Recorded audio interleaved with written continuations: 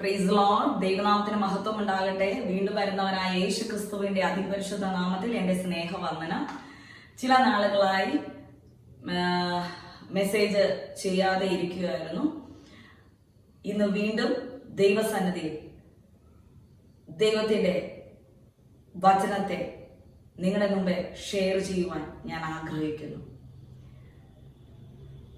യേശു കർത്താവ് പറയുന്നു, വിശ്വസിക്കുന്നു എങ്കിൽ വിടുതൽ പ്രാപിക്കുമെന്ന്. വിശ്വസിച്ചാൽ അത്ഭുതങ്ങൾ നടക്കുമെന്ന് കർത്താവ് പറയുന്നു. നീ വിശ്വസിക്കുന്നു എങ്കിൽ നീ വിടുതൽ പ്രാപിക്കുമെന്ന്.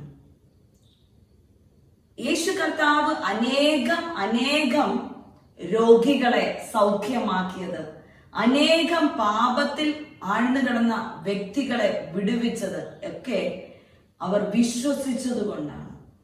കർത്താവിനാൽ എന്നെ വിടുവിക്കുവാൻ, എന്നെ സൗഖ്യമാക്കുവാൻ കഴിയും എന്ന് വിശ്വസിച്ചത് കൊണ്ടാണ്. രക്തസ്രാവക്കാരിയായ സ്ത്രീ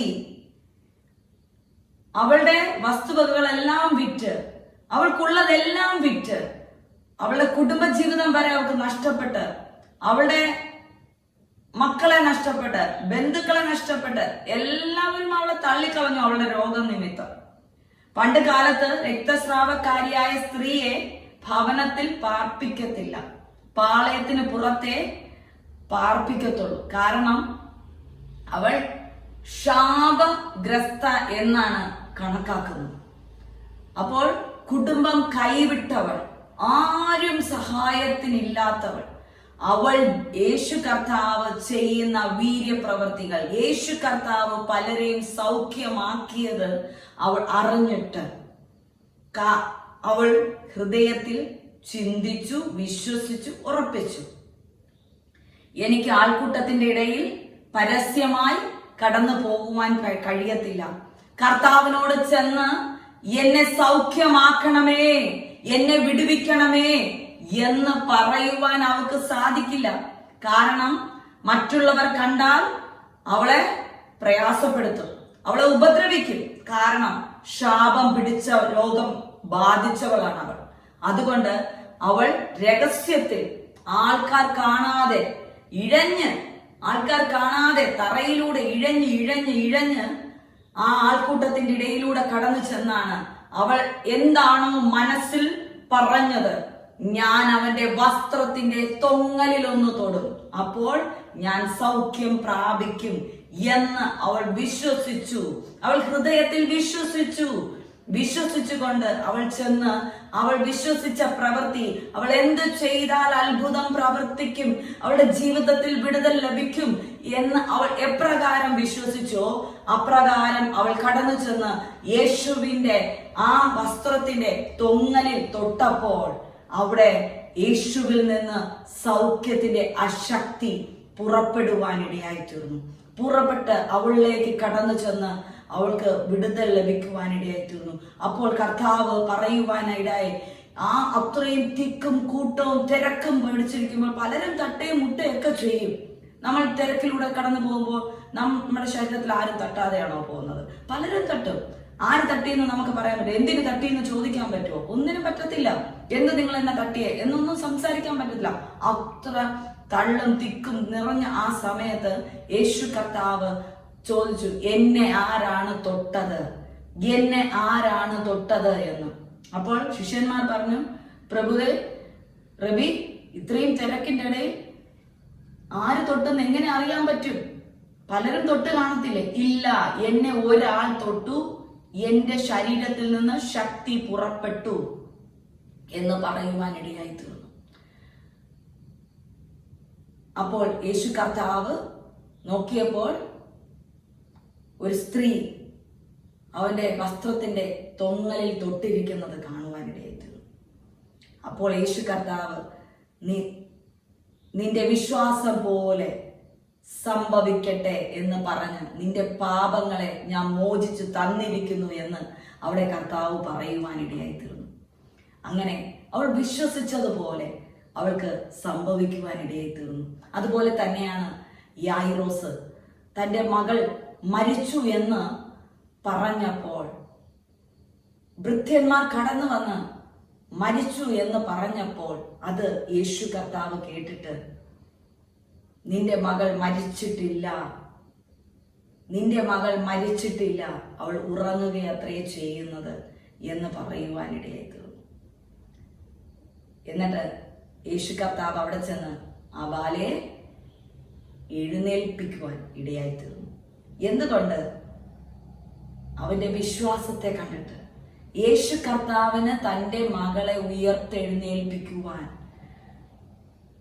സാധിക്കും എന്നുള്ള അവന്റെ വിശ്വാസത്തെ കണ്ടിട്ടാണ് കർത്താവ് അവിടെ പ്രവർത്തിക്കുവാൻ ഇടയായി തീർന്നു. അതുപോലെ തന്നെ ബർത്തിമായി ആയ കുരുടൻ വഴിയരികിലിരുന്ന്, ദാവീദ് പുത്ര, എന്നോട് കരുണ തോന്നണമേ എന്ന് വിളിക്കുവാൻ ഇടയായി തീർന്നു. അപ്പോൾ മറ്റുള്ളവർ പറഞ്ഞു, മിണ്ടാതിരിക്കും, മിണ്ടാതിരിക്കും, മിണ്ടാതിരിക്കുന്നു. പക്ഷേ ആ ശബ്ദം, ആ സൗണ്ട് യേശു കർത്താവിൻ്റെ ചെവിയിൽ കേട്ടിട്ട് യേശു കർത്താവ് അവനെ സൗഖ്യമാക്കുവാൻ തീരുമാനിച്ചു. കാരണം അവന്റെ വിശ്വാസം കണ്ടിട്ട്, യേശു കർത്താവിന് അവനെ സൗഖ്യമാക്കുവാൻ കഴിയുമെന്ന് അവന്റെ വിശ്വാസത്തെ കണ്ടിട്ട് യേശു കർത്താവ് അവനെ കൊണ്ടുവരുവിൻ, അവനെ എൻ്റെ അടുത്തേക്ക് കൊണ്ടുവരുവിൻ എന്ന് പറഞ്ഞിട്ട് അവനെ സൗഖ്യമാക്കി. അങ്ങനെ യേശു കർത്താവ് ആർക്കൊക്കെ വിടുതൽ കൊടുത്തിട്ടുണ്ടോ, അതുപോലെ തന്നെ ഒരു അന്യജാതിക്കാരിയായ സ്ത്രീ യേശു കർത്താവിനോട് തൻ്റെ മക്കൾക്ക് വിടുതലിന് വേണ്ടി വന്നപ്പോൾ യേശു കർത്താവ് പറഞ്ഞു,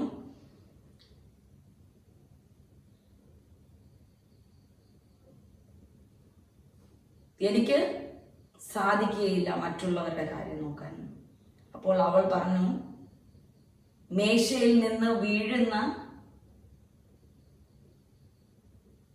നുറുക്കുകൾ കൊണ്ടും നായ്ക്കൾ ജീവിക്കുന്നുവെന്ന്.